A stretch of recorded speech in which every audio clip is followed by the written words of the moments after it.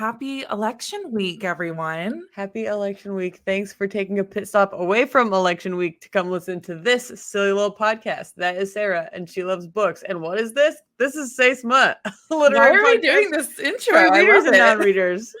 Whatever. This is Say Smut, a literary podcast for readers and non-readers, and that is Hope, and she loves talking to me about books, but this is not our typical episode because one of us is working insane hours at a bakery and one of us is working insane hours at a news organization covering said election. So we thought, let's take a little break. Let's do something kind of short and fun this week before we jump into more holiday content. But we've done this before. Hope, would you like to explain to our listeners what we do for this episode? Yes, this is going to be our... I guess we're calling it if you're into this, try that, or if you like this, try that. It's like sort of formally called that and sort of not, but basically I will come up with a recommendation. Not generally, I don't know if I've ever recommended a book that would sort of be like me stepping on your toes, I feel like, anyway, and also just not the media I'd recommend, but I'll recommend something based on a certain vibe, and then Sarah will follow that by matching it with a book recommendation with a similar vibe. Yes. And so hopefully you can get some book recs out of this, or maybe you're like consuming the same stuff Hope and I are, where you're like, yes, I'm looking for something just like that. And if you are in the Facebook groups as I am, and you're a reader and you like get all those people posting who are like, hey, I just watched 13 Going on 30 and I want book recs like this. Like, this is that, but in a podcast form, where we say, here, Hope's obsessed with X, Y, or Z. Here are some book recs to do with that. So I'm hoping we get to a point where we get really oddly specific, where it's like a very nuanced thing and I'm able to pinpoint the perfect piece of literature to go with it. Sure. But can I bitch about something to you first? Yes, Sarah has a grief that she'd like to lay out onto this table. I want it publicly known that obviously if you've been following our podcast, you know that I have been consuming a lot of holiday media, a lot of holiday books. And I gave one a shot that I literally hated everything about it. It's called One Day in December by, I think, Josie Silver. And I can't, look, the writing is fine. It's not that it's poorly written. I just hated everything about it. Otherwise, it is a wrong place, wrong, or right person, wrong time concept. It takes place over 10 years. It's barely, first of all, barely holiday setting. It happens all throughout the year. So I don't know why we're super fixated. I get they met on a day in December, but it's not a Christmas book. It is an insult to all holiday books to call it a Christmas book. And it's confusing to days because there's more than one day in the month of December. And also the book portrays several years, which is more than a day and more than a month of December. Exactly. That's so much, messed up. And maybe this is partially on me because I'm the type of person that will absolutely not read the book's description and then come up with my own conclusions. And when it doesn't meet that conclusion, and it was well articulated on the back of the book, I get upset. And those are self-imposed problems that I do. True. So I thought it was going to be one of those books that was like, hey, they met for a day and over the course of a day, they fell in love or something. I don't know. Anyway, it had to do with like essentially infidelity. They were emotionally and physically cheating on their partners who were wonderful people. And the guy was just so gross. Every woman, because he dated multiple women over 10 years. And like, every time he talked about women, it was always about how hot she was, blah, blah, blah. And it was just like, and then like gross, smutty scenes that weren't even like intimate to be intimate and emotional or like fun. It was like one of his girlfriends was jacking him off while the girl he actually loved was on the phone with him telling him that her dad died. It was so weird. And I don't know if it's because of the infidelity elements, but like it left me feeling so anxious. Plus, at one point, he dates her best friend. Sure. And so they don't tell the best friend that they like kind of know each other. And then interesting. They date for 3 years and they had like the people who were in love with each other had a kiss during that 3 years, and like, Mhm. I'm sorry, I just think infidelity in romance books when you're trying to pass it off as like an okay thing is just gross to me. Those are my grievances. Thank you for sharing. This is a safe space. Thank you for listening, because I don't know why it pissed me off so viscerally. Like, I got done and I texted like 3 people how angry I was about this book.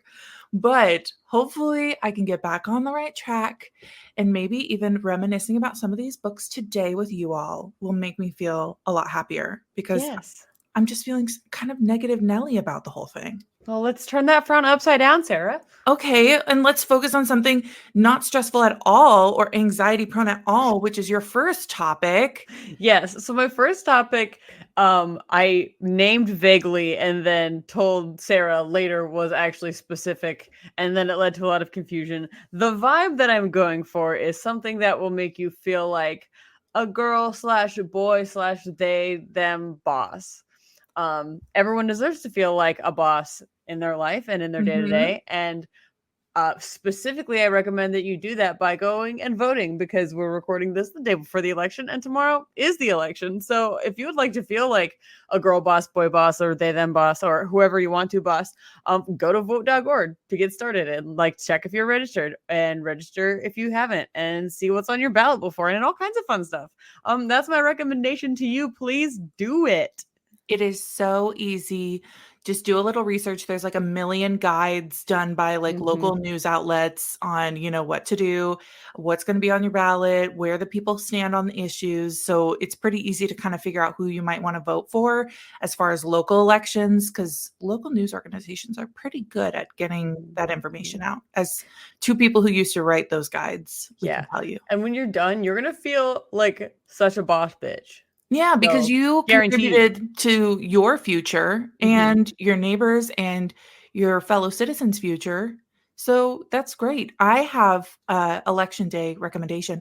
Actually, a couple weeks ago, I posted on our social media at saysmutpodcast on Instagram and TikTok recommendations for election-based romances. And I know you're like, how though? In today's America, how can we make that fun and lighthearted? Well, some of them are very kind of almost dystopian concepts of what Just like today. America looks like. Um, but some of them are, presidential kind of election vibes, but some of them are just like a local mayoral election, or, something local that's kind of fun and more lighthearted than something really intense, like, you know, the national election for the Mhm. next president for the next 4 years. Right. So I just reshared that on our Instagram story. So go and look for that. Otherwise, the main one I want to call out is Ashley Winstead's The Boyfriend Candidate. Now, have you, Hope, watched Mhm. Ted Lasso? No. Really? Yeah, I don't know why. It's my personal problem, just not really my vibe. Really? Because I think that would be really up your alley if I Yeah, were to guess. maybe I have enough being positive and upbeat and like kind of goofy in my day to day that I don't need to watch it as entertainment from a different person. Maybe that's the problem. I'm just Oh, like uninterested. interesting. Okay, well, do you know who Roy Kent is in the Yes. show? Okay, so this is the main male character is loosely based off of him. It's almost like a little fanfic of him. But we center around Alexis, who is very shy. She keeps out of the attention. She's like a local librarian. And after a pretty bad breakup, she decides she's going to like change her life. She's going to make things spicier, more fun. So she's going to go have a one night stand with a rando at a hotel bar. The Mhm. rando she picks out, his name is Logan. And just as they're about to hook up, a fire in the hotel causes them to evacuate the hotel. And he is Oh, seen carrying her out, like sure. very cute, very Mhm. heroic. Yeah, like a And firefighter. yeah, photos start circulating online of this, and she's like, "What the hell?" Turns out this is Logan running for Texas governor as a Democrat, Logan, and now it's one people are wondering, does he have a girlfriend? Who's this woman? And so they decide to start fake dating for his campaign, again, as Texas governor, as a Democrat. And nothing Mhm. went wrong. No, It- but it is very sweet because it covers a lot of like, because she kind of steps up and is like, okay, like let's make things better for local libraries and local policy. And so it's very, very cute. And there's just a smidge, like a little pinch of spice in there. Little pinch. Little pinch. Do you want to give us our next topic? Yes, topic number 2 is magical women loving women. Because just because it's not Halloween anymore doesn't mean that the spooks and scares need to be over. Be like me and binge watch Agatha all along, which Yeah. I'm pretty sure that I've mentioned that I've been watching on the podcast because I watched WandaVision first. But it's great and I recommend it. I don't want to give away a bunch of different stuff about the show, but essentially it's about Agatha, who is a witch involved in a different series called WandaVision, which you can also watch. But she's responsible for a bunch of chaos in that initial series, and this is happening after the fact, and now she doesn't have any powers. So with help from a mysterious teen and like a fun ragtag unlikely coven of witches, she's going to embark down the riches boat and gain try and gain her powers back. And it's got a lot of different kind of queer representation. Almost everybody is a flavor of gay. For what it is worth, Out Magazine gave it 4 out of 5 eggplants in their review series, How Gay Is It? And it's got Catherine Hahn, and it's got Aubrey Plaza, and it's got Joe Locke, and it's got Patty LuPone, and it's got Sashir Zamita, and it's got Ali Ann. What are you waiting for? Go watch it. It's great. No, I've heard such great things and I have not watched it yet. I think, is it all out yet? Or Yes. okay, because I know that they were going episode by episode. Yes, it is all out. And Joe Locke is one of our favorites because he's also on the show Heartstopper. Yes. And oh my God, that just makes my heart. It literally makes my heart feel good. It just makes my heart stop. Not stop, just like swell. Don't tell your doctor husband that because he'll make me go to the ER or something. But if your heart is literally swelling, please go see a physician. Thank you. Yes, you are our medical professional on this podcast. No. Don't shove things in holes. Don't have your heart swell or stop. Okay. That's coming from a place of common sense. So I had to dig because while I am queer, I don't actually, and I love fantasy and I love sapphic. I don't actually have a lot of fantasy sapphic options that I've read. Now, I have a lot on my TBR that I'm going to read, but I don't feel confident enough to be like, that's great representation or like, that was a really great storyline. So I'm not going to recommend just the stuff that's on my TBR. I try and recommend things I've actually read and I would suggest. This one is a little more nuanced. It's called An Education in Malice and it's by S.T. Gibbons. I've probably mentioned it on the podcast before. The setting is like a women's college in New England during the late 60s. And this girl comes from the Midwest and she decides she wants to be a poetry writer. And she enters a class of like this really beloved, mysterious professor. And then the number one like straight A student in the class is kind of like the teacher's pet. And she hates that like now the two of the girls are going against each other for the attention of the professor. Sure. And so there's definitely an enemies to lovers vibe. There's inclusive body types. There is a complex relationship with the professor and the two students. It doesn't get necessarily physical or anything, but it's definitely like one of the students has the straight A, like apple of her eye student, like has a misconstrued idea of what her relationship with the professor is. And it has vampires. Ooh. Vampires all around. And it's a little spicy spice between the two students, but it's a retelling of Carmilla. Do you know what Carmilla is? I don't. Tell me more. It's like it was a book that was, or a story that was done in the late 1800s about a young woman who was preyed upon by like a female vampire named Camilla. And like, so it's a retelling of that story. And S.T. Gibbons, the author, this is like kind of a branch off of her other book called A Dowry of Blood, which is a Dracula retelling. So one of the characters from that book kind of loops into this book. So if you guys want, like, she's definitely creating like a little bit of a omega, multiverse. yeah, like a multiverse of some sort.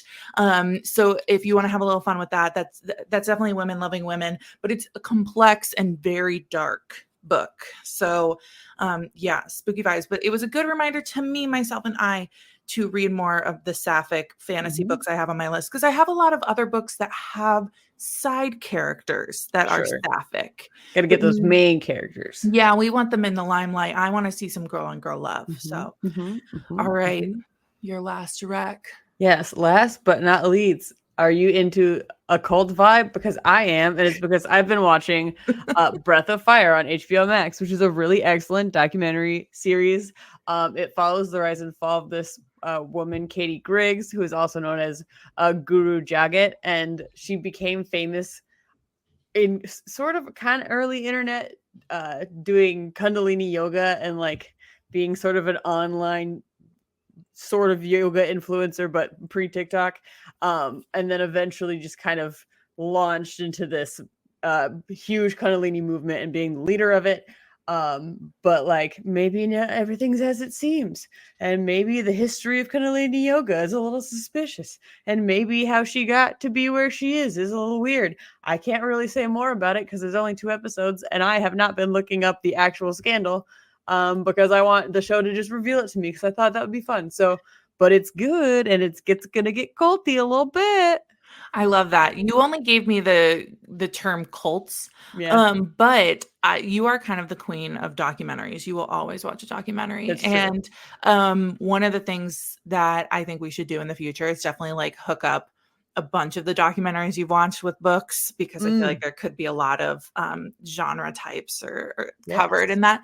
But what I wanted to call out, because I think this is actually going to fit very, very well, A History of Wild Places by Shay Earnshaw.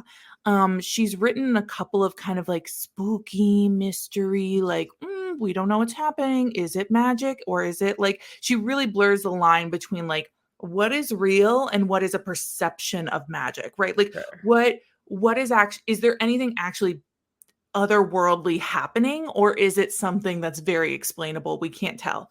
So, A History of Wild Places opens on a guy who's like kind of a bounty hunter, not like a bounty hunter, but he like a private investigator of sorts, who goes and finds missing people because he has kind of a special ability. Again, it's hard to determine what is the special ability, but he goes looking for this girl who's missing, and then he goes missing, and then chop to, we are now in this mysterious settlement.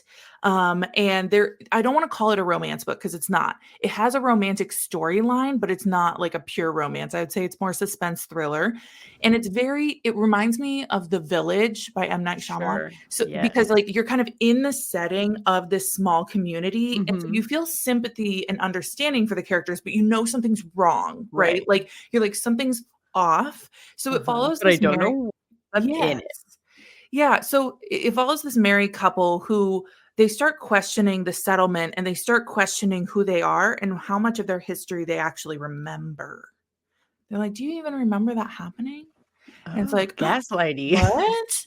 And so it was very good. I did not love how it ended like the very, very end, but that was a personal preference. I can see why other people like it.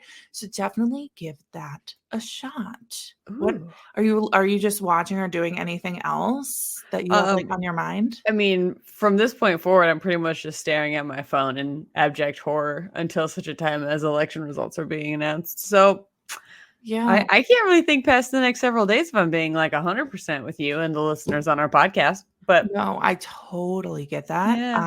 As somebody who works in the news, and you used to work in the news, so now you know, it's very hard to think past when you've heard so many analyses of, you know, this could happen or that could happen or this could possibly, you got to prepare for that. And then it's just a lot. It's a lot. Maybe we should put out a post of media we think you should consume to get your mind off it. Yes, for self-care. Yeah, self-care media, just some light stuff to take a break, because doom scrolling, I just told my students this. We were talking about doom scrolling, and it is not healthy. And guess No. who does it on the regular? Me, Me. myself. Guess who knows it's a problem and still does it? Me. Me.